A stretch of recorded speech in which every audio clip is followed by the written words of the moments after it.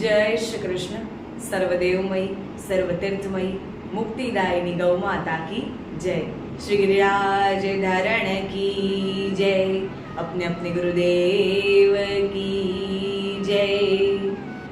सुरूपा बहुरूपाश्च विश्वरूपाश्च मातरः गावो मामुपतिष्ठन्ति मिति नित्यं प्रकीर्तये। સુંદર સુંદર રૂપવાળી બહુરૂપોવાળી ગૌઓ હંમેશા મારા નિકટ રહે, હું હંમેશા ગૌઓના નિકટ રહું। ગૌ માતાનું નામ સંકીર્તન કરવાથી મનુષ્યની કીર્તિમાં વધારો થાય છે।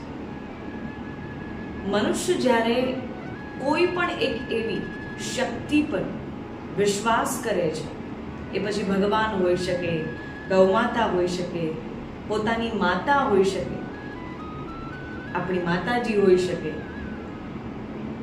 એકવાર મનુષ્ય કોઈના પર પણ વિશ્વાસ કરી લે અને જો એનો વિશ્વાસ દ્રઢ હોય છે તો કોઈ પણ પરિસ્થિતિ, કોઈ પણ એવા સંકટ, કોઈ પણ એવી મુશ્કેલીઓ અથવા કોઈ પણ એવા વ્યક્તિઓ, કોઈ પણ વ્યક્તિઓનો ઉપહાસ ક્યારેય આપણા એ દ્રઢ વિશ્વાસને ડગમગાવી શકતા નથી।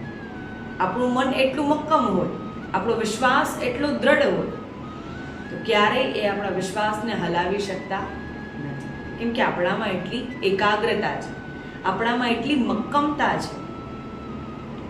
ત્યારે પછી અગર આપણે કોઈ ઉપર વિશ્વાસ કર્યો હોય અને લોકો કદાચ હજારો લોકો પણ આપણા વિરોધમાં ઊભા હોય પણ આપણને તેના પર એક દ્રઢ વિશ્વાસ છે, ત્યારે આપણે કોઈનું પણ સમજતા માનતા નથી, કેમ કે આપણા મનના એક ખૂણેથી અવાજ આવે છે કે સમય છે જે બધો ઉત્તર આપશે, એટલા માટે આપણે આપણું કાર્ય કરતા રહીએ છીએ। તો એવા જ એક બા હતા જે ગામમાં સુંદરપુર નામક ગામમાં રહેતા હતા, ખૂબ સુંદર ગૌ સેવા કરે છે। તો એ બાનો ઘણા લોકો ઉપહાસ પણ કરતા હતા। એ બાનું નામ હતું ગોમતીબા। એકલા રહે છે, દીકરો છે પરદેશ નોકરી કરે છે, ક્યારેક દર મહિને ધન મોકલે અને ક્યારેક ન પણ મોકલી શકે, ક્યારેક પત્ર મોકલે। તો એ બાના પર ઘણું કર્જ હતું, કેમ કે જે બા અને દાદા હતા, દાદા હવે તો ગોલોક ધામ પ્રાપ્ત થયા છે, હવે તો ધામમાં ચાલ્યા ગયા છે, પરંતુ જે દાદા હતા એ પણ પરમ ગૌસેવક હતા। એમને કર્જ લઈ લઈને ગૌ માતાની સેવા કરી છે। હવે એ કર્જ કેમ કે અનાયાસે ચૂકવી શક્યા નહીં અને એમની મૃત્યુ થઈ ગઈ। હવે રહ્યા બા એકલા। હવે એકલા બા જેમનો દીકરો ધન મોકલે એનાથી પોતે ભોજન કરે, પોતે ઘરનો માલ સામાન લાવે કે પછી કર્જ ચૂકવે, તો પણ બા કેટલોય પ્રયાસ કરીને થોડું થોડું કરીને કર્જ ચૂકવતા હતા। હવે બાને ત્યાં બહુ સુંદર એવો વાતાવરણ છે, બધાને આનંદ આવે છે, બા ગૌ માતાની સેવા કરે છે। ગામમાં એક ભગવાન શ્રી કૃષ્ણનું મંદિર છે, એ મંદિર પાસે નિત્ય એક ગૌ માતા આવે અને બા ભોજન બનાવીને એમને પહેલા ભોજન કરાવે ને ત્યારબાદ જ ભોજન લેતા, એવો બાનો નિયમ હતો। તો જ્યારે આ બધું ગામના લોકો દ્રશ્ય જોતા ને તો ગામના લોકો ઘણો ઉપહાસ કરતા કે અરે બા, આપ તો એટલા વૃદ્ધ થઈ ગયા છો, આપનાથી આપનું ભોજન પણ માંડ માંડ બને છે, એમાં ક્યાં ગૌ માતાની 4 રોટલી વધારે બનાવો છો? એક પ્રાણી છે, એ પ્રાણી થોડી કંઈ આપણો કર્જ ચૂકવી દેશે। એ 4 રોટલી ધીરે ધીરે ભેગી કરો તો એ કર્જ ચૂકવાઈ જશે। આપ એ 4 રોટલીના જે ધન આપના પાસે ભેગું થાય, ધીરે ધીરે કર્જ ચૂકવતા રહો। ઘણા લોકો એમનો ઉપહાસ કરતા, ઘણા લોકો એમના વિચારો એમના સમક્ષ પ્રગટ કરતા। બા ક્યારેય કોઈને ઉત્તર આપતા નહીં, જાણે બા જાણતા હતા કે સમય છે એ જવાબ આપશે। જાણે બા મનમાં એટલો દ્રઢ વિશ્વાસ હતો કે હું જે કરી રહી છું એ ઉચિત છે, એમાં કોઈ અનુચિત નથી, એમાં કોઈ ખોટું કરી રહી નથી। હવે ત્યાં ગામમાં એક મહાજન રહેતા હતા જેનું નામ હતું રામલાલ। એ તો એમને વધારે જ ઉપહાસ કરતા હતા, વધારે એમને ટોન્ટ મારવા, એમને અભદ્ર શબ્દોનો પ્રયોગ કરવો અને બાનું મનોબળ તોડવાનો પ્રયાસ કરતા હતા। પણ બા તો એટલા મક્કમ ને એટલા એટલી એનામાં શક્તિ હતી કે કોઈ પણ વ્યક્તિ આવીને એમનો વિચાર હલાવી શકે નહીં. બા એટલા એકાગ્ર હતા. તો એ રામલાલ ઘણીવાર ઘર પાસેથી પસાર થાય તો ત્યાં આવીને બા સાથે વાત કરે, બાને બોલે કે આપ તો અધન ખર્ચી રહ્યા છો, રોજ આ પ્રાણીને રોટલી ખવડાવવાથી કંઈ થવાનું નથી, આપે જ આ બધા પ્રાણીઓને ભેગા કર્યા છે, આપે એવું ન કરવું જોઈએ, આપનો દીકરો એટલું મહેનતથી કમાવીને ધન મોકલે છે તો ક્યારે એનો બગાડ ન કરવો જોઈએ. કાંઈ પૈસા થોડી કંઈ વૃક્ષ પર ઉગે છે, પૈસા થોડી કંઈ ઝાડ પર ઉગે છે, ક્યારેય એને વેડફવા ન જોઈએ, આવું ન કરવું જોઈએ. આપનું એકની પણ રોટલી માંડ બને છે, તમે ક્યાં બીજાને દો છો? આપ એક પોતાનું કરી લ્યો તો એ બહુ મોટી વાત છે. ખરેખર આપ ક્યારેય કોઈનું સમજશો નહીં. એવી ઘણા વિચારો પ્રગટ કરીને જતા, પણ બા ક્યારેય કોઈને ઉત્તર આપતા નહીં. બા બધાનું સાંભળી લે, બધા વિચાર પણ કરતા કે આ બા આખો દિવસ ગૌમાતા કર્યા કરે છે, એવું તે શું છે આ એક 4 પગ ને 2 સિંગો વાળા પ્રાણીમાં? ઘણા એવા વિચાર આવતા. એક સમયે જ્યારે બા મંદિરના ભીતર ગૌમાતા હતી ત્યાં ગૌમાતાને ભોજન કરાવવા ગયા છે. પ્રાતઃકાલનો સમય છે. બાના ધ્રુજતા હાથ, બાનું ધ્રુજતું શરીર અને ધ્રુજતા હાથોથી ગૌમાતા માટે ભોજન બનાવી રહ્યા છે. ખૂબ જોઈને એટલો આનંદ આવી રહ્યો છે ખરેખર કે આ એક ભાવની વાત છે. ગૌમાતાને ભોજન આપીએ ન આપીએ, ગૌમાતાને પ્રત્યે પ્રેમ ભાવ રાખીએ ન રાખીએ, બધું પછીની વાત છે. પરંતુ એમના પ્રત્યે આપણા ભાવ કેવા છે એ મહત્વનું છે. એ બાના ભાવ બહુ સુંદર હતા, બહુ સુંદર.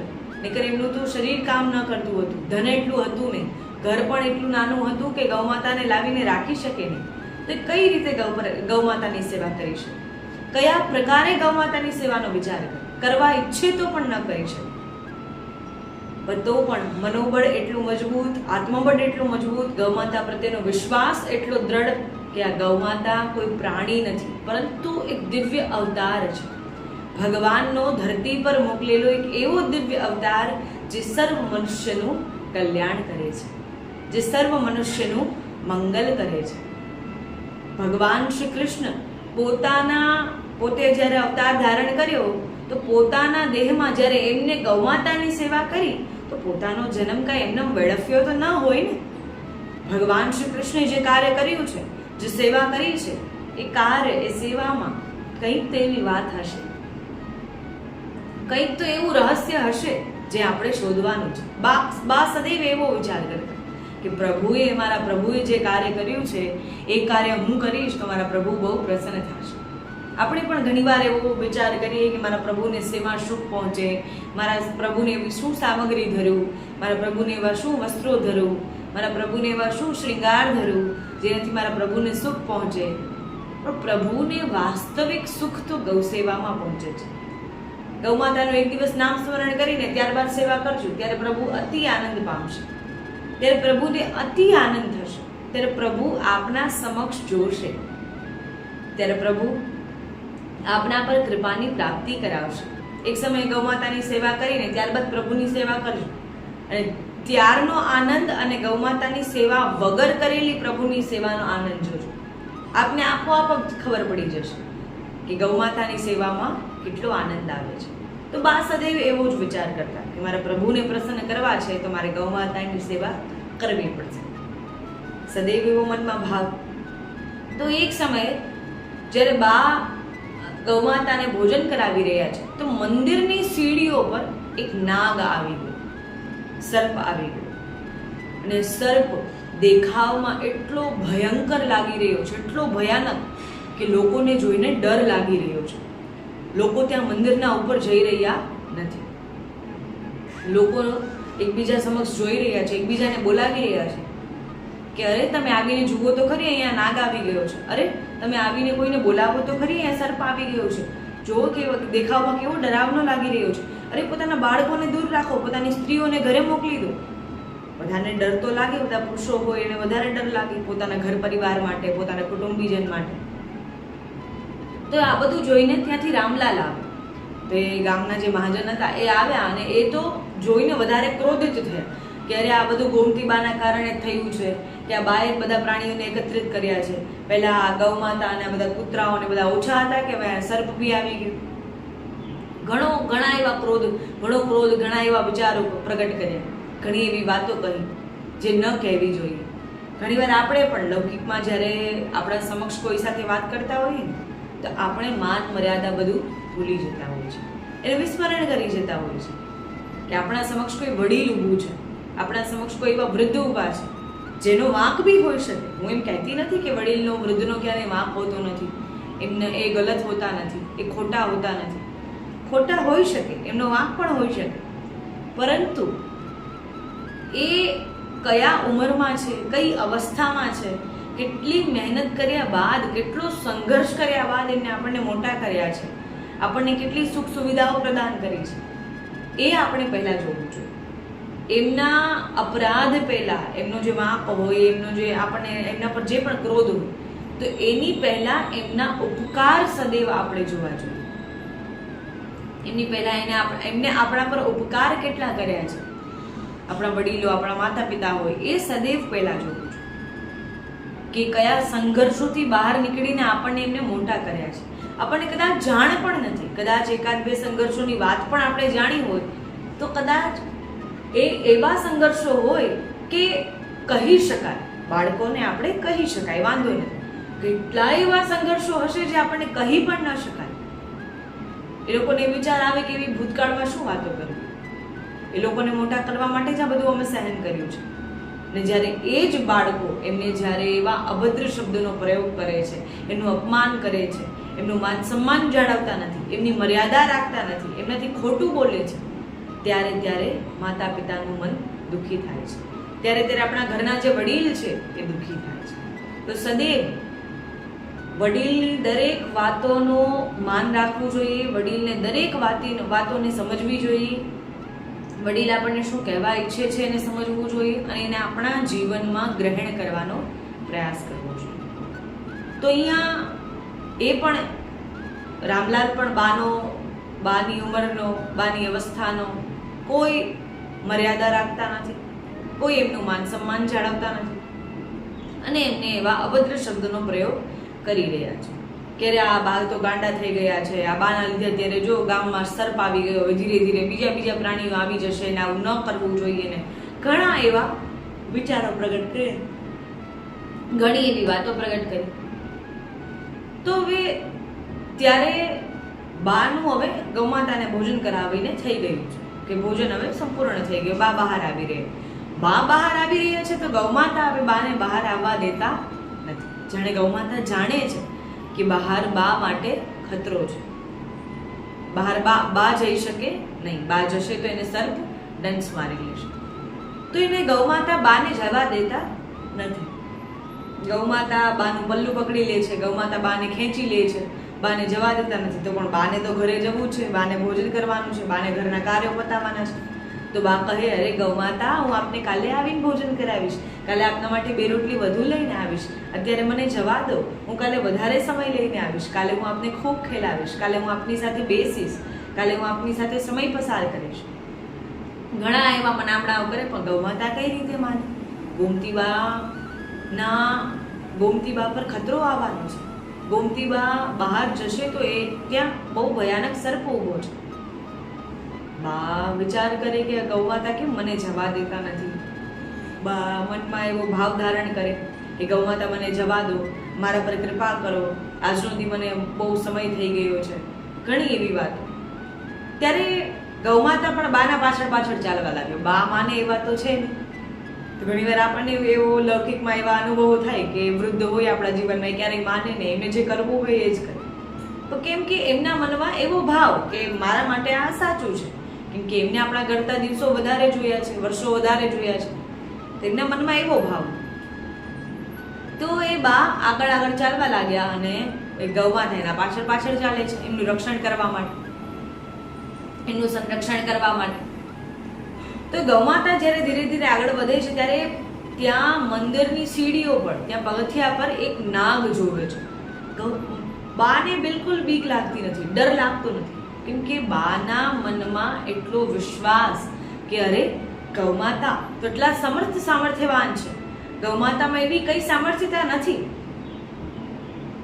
તો ગૌમાતા મને કંઈ થવા દેશે નહીં. મને પૂરો વિશ્વાસ છે ગૌમાતા પર, મને દ્રઢ વિશ્વાસ છે ગૌમાતા પર. ગૌમાતા છે પછી મને કયા વાતની ડર હોય? ગૌમાતા છે પછી મને કોઈ વાતની બીક નથી, કોઈ વાતનો ભય નથી. બધા ત્યાંથી ગામવાસીઓ બોલાવી રહ્યા છે, અરે બા તમે ભીતર રહો, અરે બા તમે બહાર ના આવો, અહીંયા નાગ છે, સર્પ છે, એને બોલાવવાવાળા અમે પકડવાવાળા બોલાવ્યા છે, આવતા જશે, તમે અંદર રહો. ઘણા એવા લોકો કહી રહ્યા છે, પરંતુ બા ધીરે ધીરે આગળ વધી રહ્યા છે. ત્યારે ગૌમાતાનો એવો ચમત્કાર જોવા મળ્યો કે લોકોને પોતાના નેત્રો પર વિશ્વાસ થતો નથી. એવો ચમત્કાર જોવા મળ્યો કે લોકોને ક્યારેય પહેલા એવો અનુભવ થયો નથી. ગૌમાતા ધીરે ધીરે સીડી ઉતરી રહ્યા છે, પગથિયા ઉતરી રહ્યા છે. આવીને નાગના સમક્ષ ઊભા રહી ગયા છે. હવે લોકોને વિચાર આવ્યો છે ગૌમાતા અને નાગનું યુદ્ધ થશે, બે પ્રાણીઓ વચ્ચે લડાઈ થશે, મારામારી થશે, કે કાંઈ પણ ધક્કામુક્કી થશે, એકબીજાને દૂર ભગાવશે, કાંઈ પણ. બધા એવો વિચાર કરી રહ્યા છે. ત્યાં તો ગૌમાતામાંથી સાક્ષાત જાણે કામધેનુ માતા ત્યાં પ્રગટ થયા હોય એવો ભાવ પ્રગટ થયો છે. હજારો કરોડો સૂર્યોના સમાન એવો તેજ પ્રગટ થયો છે કે એ તેજ દરેક ગામવાસીઓના નેત્રોથી એમ દેખાઈ રહ્યો નથી. એમનું નેત્ર બંધ થઈ ગયા છે કે એ જોઈ શકતા નથી. એમના ચર્મ ચક્ષુઓથી કામધેનુ માતાનો તેજ જોઈ શકતા નથી. અને ત્યાં ગૌમાતાનો જાણે સાક્ષાત કામધેનુ ગૌમાતા ગોલોકધામથી પ્રગટ થયા હોય અને એ ગોમતીબાની રક્ષા કરવા આવ્યા હોય અને ગોમતીબાને ત્યાં સેવાનું ફળ આપવા આવ્યા હોય, જાણે એવું પ્રતીત થઈ રહ્યું છે. તો ત્યાં હજારો કરોડો સૂર્યોના સમાન તેજ પ્રગટ થયો. બધા ગામવાસીઓને આ ચમત્કાર દેખાણો.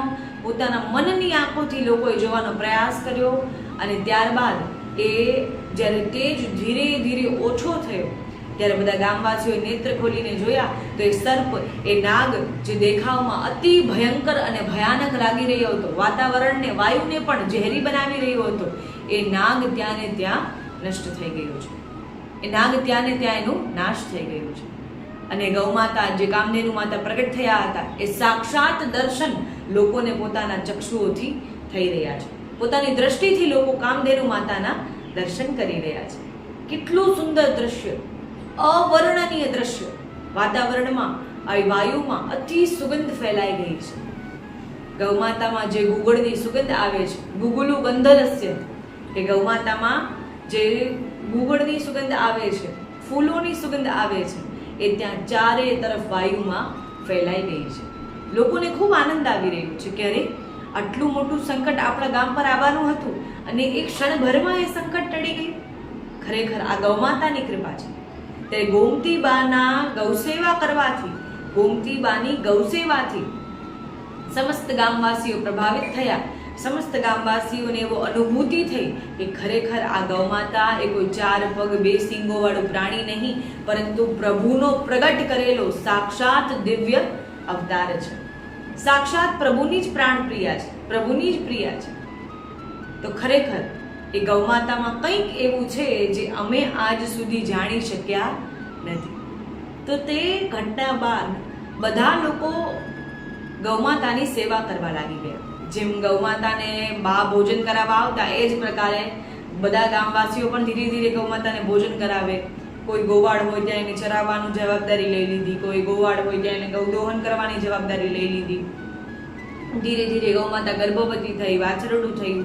આ જ પ્રકારે ગૌમાતાની વસ્તી વધતી ગઈ અને ગૌમાતાની સેવા ધીરે ધીરે જેમ ગોમતીબા કરતા હતા એમ બધા કરવા લાગ્યા. બધાને બા પર ઉપહાસ કરવાનો સમય જ મળતો નથી, કેમ કે બધાને એ સેવાનો આનંદ પ્રાપ્ત થઈ ચૂક્યો છે. હવે કોઈ પ્રકારે કોઈ કાર્ય કરતું હોય, હવે એ કાર્ય જે કરી રહ્યું છે એને જાણ છે કે કાર્યમાં કેટલો આનંદ છે. આપણે કહીએ આ સેવા ન કરાય, આખો દિવસ વેડફાઈ જાય, સમય વેડફાઈ જાય, ઘણા એવા વિચારો પ્રગટ કરીએ, પરંતુ એ સેવા જે કરી રહ્યો છે એને એ વાસ્તવિક આનંદની અનુભૂતિ છે. આપણે સેવા કરી નથી, આપણને આનંદની અનુભૂતિ ક્યાંથી હોય? ધીરે ધીરે બધાને ગૌમાતાની સેવામાં આનંદ આવવા લાગી ગયો. બધા આડોશ પડોશના લોકો હોય બાના ઘેર આવવા લાગ્યા, બાને મદદ કરવા લાગ્યા, બાને ક્યારેક ભોજન બનાવી દે, બાને કહો આરામ કરે. બા ધીરે ધીરે બીમાર રહેવા લાગે. તો લોકો આવી આવીને એમની મદદ કરે, એમની સેવા કરે, બાની પણ સેવા કરે અને ગૌમાતાની પણ સેવા કરે. કેમ કે શાસ્ત્રોમાં આ વિસ્તૃતથી લખેલું છે કે જે મનુષ્ય ગૌમાતાની સેવા કરે છે, ભગવાન એની સેવા પણ આ જગતમાં કરાવે છે. એ શાસ્ત્રોનો નિયમ છે. હવે બા બીમાર થયા, એમની અવસ્થા હતી, તો બાની સેવા પણ લોકો કરવા આવી ગયા. જે લોકો આજે ગામના ઉપહાસ કરતા હતા, જે લોકો બાના વિરોધ બોલતા હતા, જે લોકો બાને ટોન્ટ મારતા હતા, જે લોકો બાને તાના મારતા હતા, જે બાના અભદ્ર શબ્દોથી પ્રયોગ કરતા હતા, એ જ આજે બાની સેવા કરી રહ્યા છે. એ ગૌમાતાનો જ ચમત્કાર છે, ગૌ સેવાનો ચમત્કાર છે. નહીતર એક વ્યક્તિના મનમાં કોઈ પ્રત્યે નફરત આવી જાય, કોઈ પ્રત્યે અભદ્ર ભાવ આવી જાય, કોઈ એવા ક્રૂર ભાવ આવી જાય, તો એ વ્યક્તિના મનમાં ક્યારેય એ ભાવ પરિવર્તિત થતા નથી, જ્યાં સુધી એ વ્યક્તિ સ્વયં ઈચ્છા પ્રગટ કરતો નથી ત્યાં સુધી. તો અહીંયા તો બધું ગૌમાતાની ઈચ્છાથી થાય છે. ગૌમાતા જ આપણી સમસ્ત કામનાઓને પૂર્ણ કરનારી છે. તો આ જ પ્રકારે એ ગોમતીબાની સેવા કરવા લાગ્યા. ગોમતીબાની સાથે સાથે ગૌમાતાની પણ સેવા કરે. ગોમતીબા નિત્ય પૂછે કે ગૌમાતાને ભોજન કરાવ્યું? લોકો કહે હા. ત્યારબાદ જ પોતે ગ્રહણ કરતા, ત્યારબાદ જ પોતે ભોજન મુખમાં મૂકતા. એવો એમનો રોજનો નિયમ હતો.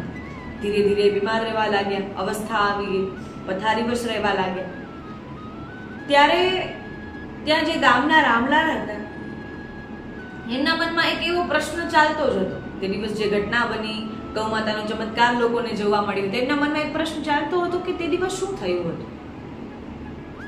ત્યારે એમને સંત મહાત્માજી ગામમાં આવવાનું થયું. તો એક સંત મહાત્માજીને પ્રશ્ન કર્યો કે આ પ્રકારે અમારે ગામમાં ઘટના બની અને આ પ્રકારે ગૌમાતામાંથી કરોડો સૂર્યોના સમાન તેજ પ્રગટ થયું. લોકો એમને દર્શન કરી રહ્યા હતા, એ તેજને ભગવાન માની રહ્યા હતા, એ તેજને સાક્ષાત કામધેનુ માતા માની રહ્યા હતા કે જાણે ગોલોકધામમાંથી પ્રગટ થયું હોય. તો શું ખરેખર એમાં સત્યતા શું છે, એમાં વાસ્તવિકતા શું છે? ત્યારે સંત મહાત્માજી બધું સમજી ગયા કે આ ગામવાસીઓને ગૌમાતાનો પરચો મળ્યો છે, ગૌમાતાની સેવાનું ફળ પ્રદાન થયું છે. ત્યારે સંત મહાત્માજી એમના દિવ્ય દ્રષ્ટિથી જોઈ રહ્યા છે.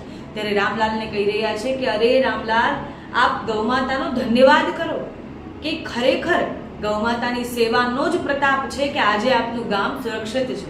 નહીંતર આપના ગામમાં તો એટલો વિશાળ સંકટ આવવાનો હતો, એટલો મહાન સંકટ આવવાનો હતો કે સંકટ ક્યારેય કોઈ મનુષ્ય તો દૂર કરી શકે એવો ન હતો. ગામના સરપંચ હોય, પંચાયત હોય, કોઈ પણ લોકો હોય, એ સંકટને દૂર કરી શકે નહીં. પરંતુ જે માનવ સર્જિત સંકટો હોય એને દૂર કરી પણ શકાય, પરંતુ જે વાતાવરણ હોય, જે પર્યાવરણ સર્જિત સંકટો હોય, એ ક્યારેય આપણાથી દૂર કરી શકાય નહીં. કેમ કે એ તો કુદરતી છે. આંધી તુફાન આવે, વાવાઝોડું આવે, બવંડર ઉપડે, પવન ફૂંકાય, તો એ આ બધું આપણાથી થોડી રોકી શકાય. ત્યારે સંત મહાત્માજી એમને સમજાવી રહ્યા છે કે ગૌમાતાની સેવાના પ્રભાવ અને ગૌમાતાની કૃપાથી જ આજે આપનું ગામ સુરક્ષિત છે, આપના ગામના લોકો સુરક્ષિત છે.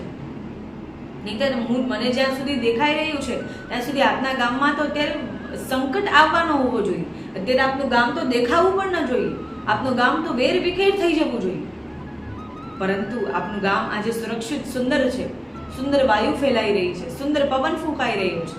તો એ ગૌમાતાનો ધન્યવાદ કરો કે આજે ગૌમાતાની કૃપાના કારણે જ આપણે બધા સુરક્ષિત છીએ.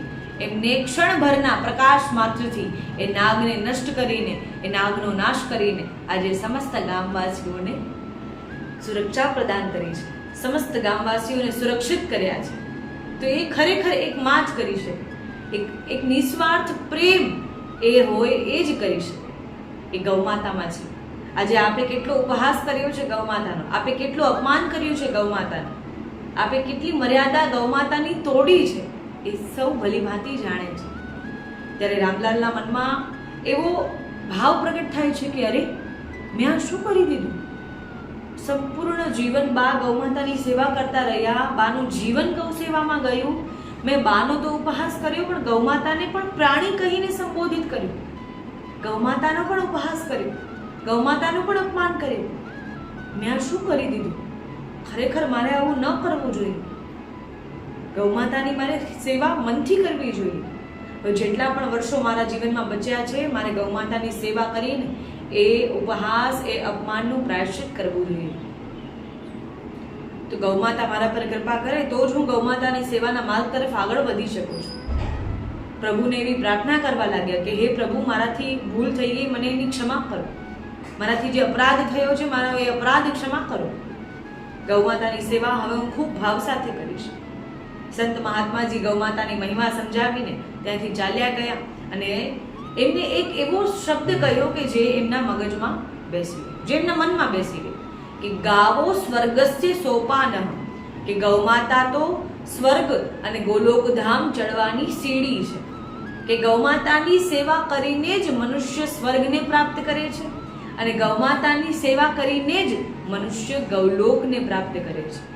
મનુષ્ય એવા લોકમાં જાય છે જ્યાંનું સ્વામિત્વ સ્વયં ગૌમાતા કરે છે. તો એમને આ વાત મનમાં બેસી ગઈ કે જેને હું પ્રાણી સમજતો હતો, એ પ્રાણી તો મને સ્વર્ગ લઈ જઈ શકે છે, એ પ્રાણી તો મને ગૌલોકધામ લઈ જઈ શકે છે. તો ખરેખર એ પ્રાણી હોઈ શકે નહીં, એ પ્રાણી છે જ નહીં. ધીરે ધીરે એમના મનમાં એવો દ્રઢ ભાવ પ્રગટ થવા લાગ્યો. કહું તો છું કે એક ક્ષણ માત્રથી, એક પ્રાર્થના માત્રથી ગૌમાતા પ્રત્યે એ ભાવ પ્રગટ થાય છે. અરે મારા ગૌભક્તો ન હોય તો ગૌભક્ત બનવાના માર્ગ પર ચાલવા લાગો. જ્યારે જ્યારે જીવ ગૌભક્ત બને છે ત્યારે ત્યારે ગૌભક્ત પર પ્રભુની કૃપા થાય છે. હવે એક જીવ જે સાત્વિક જીવ બને છે, ત્યારબાદ ગૌભક્ત બને છે, તો એને હવે જીવનમાં કંઈ પ્રાપ્ત કરવાનું શેષ રહેતું નથી. કેમ કે એને તો એ પરમ આનંદને પ્રાપ્ત કરી લીધું છે જે પરમ આનંદને ભગવાન શ્રી કૃષ્ણ પોતાના જીવનમાં પ્રાપ્ત કરી ચૂક્યા. તેમાં કોઈ સંદેહ નથી કે ગૌસેવામાં આનંદ આવશે, ગૌસેવા મંગલકારી છે, ગૌમાતા કલ્યાણકારી છે, એમાં કોઈ સંદેહ નથી. તો મારા ગૌભક્તોને એ જ યાચના કહી શકો, એ જ વિનંતી કહી શકો કે પોતાની રક્ષા કરવા માટે ગૌમાતાની સેવા કરો. આપણે ગૌરક્ષા કરવી નથી, રાષ્ટ્રની રક્ષા કરવી નથી, દેશની રક્ષા કરવી નથી. પોતાનું સંરક્ષણ થાય એના માટે આપણે ગૌમાતાની રક્ષા કરવાની છે. પોતાની રક્ષા થાય, પોતાના ધર્મની રક્ષા થાય, સનાતન ધર્મની રક્ષા થાય, એના માટે ગૌમાતાની સેવા કરવાની છે. એના માટે ગૌમાતાનું સંરક્ષણ કરવાનું છે. ગૌરક્ષા કરો, ગૌમાતાની રક્ષા કરો, મોરચા કાઢો, એવા રેલીઓ કાઢો, કોઈમાં પરિવર્તન આવવાનું નથી. આપણે આપણી રક્ષા થાય એના માટે ગૌસેવાના માર્ગ પર ચાલવાનું છે. ગૌમાતા છે તો જ આપણે છીએ. યતો ગાવસ તતો વયમ, કે ગૌમાતા છે તો જ આપણે જીવિત છીએ. ગૌમાતા નથી તો આપણું કોઈ અસ્તિત્વ નથી. આપણું આ પૃથ્વી પર કોઈ અસ્તિત્વ જ નથી. પૃથ્વીનું અસ્તિત્વ પણ ગૌમાતાથી છે. તો આપણે પૃથ્વી પર રહીએ છીએ તો આપણું અસ્તિત્વ ગૌમાતા વગર હોઈ શકે? વિચાર કરવા જેવી વાત છે કે પૃથ્વી પણ ગૌમાતાના વૃષભના સિંગો પર ઊભી છે. ઘણા પુરાણોમાં એવું વર્ણન છે નંદી બાબાના સિંગો પર ઊભી છે, અને ઘણા પુરાણોમાં એવું વર્ણન છે ગૌમાતાના સિંગો પર ઊભી છે. તો એ તો ચલો ગૌમાતાના સિંગો પર ઊભી છે, તો પૃથ્વી ગૌમાતાના સિંગો પર સ્થાયી છે, તો શું આપણે યદી ગૌમાતાના કૃપા વગર આ પૃથ્વી પર રહી શકીએ ખરી? એક વિચાર કરવા જેવી વાત. મનમાં એવો વિચાર કરવો કે ગૌમાતા છે તો જ આપણે છીએ, ત્યારે ગૌમાતા પ્રત્યે પ્રેમ ભાવ આપમેળે જ પ્રગટ થશે. તો આ જ પ્રકારે રામલાલને પોતાની ભૂલ, પોતાનો જે અપરાધ હતો એની અનુભૂતિ થઈ. એનું પ્રાયશ્ચિત કરવા માટે એમને ગૌમાતાની સેવા શરૂ કરી. ગોમતીબાને ત્યાં ગયા, એમને પોતાના અપરાધની ક્ષમા માંગી. અને એટલામાં જ બાની અવસ્થા હતી, બાને એવી બીમારી હતી, બા એવા બીમાર રહેતા હતા. તો એટલામાં જ બાએ પોતાનો દેહ એમના આંગણામાં છોડી દીધો. ગૌમાતાને જ્યારે એ વાતની જાણ થઈ કે આ ગોમતીબા હવે રહ્યા નથી, ગૌમાતા દોડીને મંદિરમાંથી ગોમતીબાના ઘેર આવ્યા અને ત્યાં આંગણામાં ગૌમાતા રડી રહ્યા છે કે ગૌમાતાનો એક દૈવી જીવ, ગૌમાતાનો એક ગૌભક્ત હવે જીવનમાં રહ્યું નથી. ગૌમાતા પણ દુઃખી થયા છે, પરંતુ ગૌમાતાને એ વાતની પ્રસન્નતા હતી કે આ ગોમતીબાએ મારી સેવા કરી, મારામાં એવા સાક્ષાત 33 કોટી દેવતાઓના દર્શન કર્યા કે હવે ગૌલોક ધામને પ્રાપ્ત થશે. એવો એક મનમાં નિશ્ચિતતા હતી. અને બધાના મુખમાંથી પણ એ જ નીકળ્યું. જ્યારે ગોમતીબાના દેહ છૂટ્યો, જ્યારે એમનો પ્રાણ છૂટ્યા, ત્યારે બધાના મુખમાંથી નીકળ્યું કે હવે ગોમતી બા ગૌલોકને પ્રાપ્ત થયા. હવે ગોમતી બાની ગૌસેવા સફળ થઈ છે. હવે ગોમતી બાએ ગૌસેવાનું ફળ પ્રાપ્ત કર્યું છે. અવશ્ય ગોમતી બાને ગૌલોક ધામમાં કૃષ્ણ પાર્ષદાઓ આવી અને ગૌલોક ધામમાં લઈ ગઈ છે. એવો બધાનો ભાવ હતો. અને આ જ પ્રકારે ગોમતીબાએ પોતાના સંપૂર્ણ જીવનમાં ગૌમાતાની સેવા કરી અને આખરે ગૌલોક ધામને પ્રાપ્ત થયા. તો આ જ પ્રકારે ગોમતીબાની પ્રેરણાથી જેમ લોકો ધીરે ધીરે ગૌ સેવા કરવા લાગ્યા, એમ આપણે પણ ગૌ કથાથી પ્રેરણા લઈએ, ગૌ કથા સત્સંગથી શ્રવણ કરીને પ્રેરણા લઈએ અને ગૌમાતાની સેવા કરવા લાગીએ અને બીજાને પણ ગૌમાતાની સેવા કરવા માટે પ્રેરિત કરીએ. સત્સંગ શ્રવણ કરીએ અને કરાવીએ. ગૌમાતા અવશ્ય આપનું કલ્યાણ કરશે. ગૌમાતા સર્વ મનુષ્યનું મંગળ કરનારી છે. ગૌમાતાની સેવા કરતા રહો અને બીજાને પણ સેવા માટે પ્રેરિત કરો. જય શ્રી કૃષ્ણ, જય ગિરિરાજ.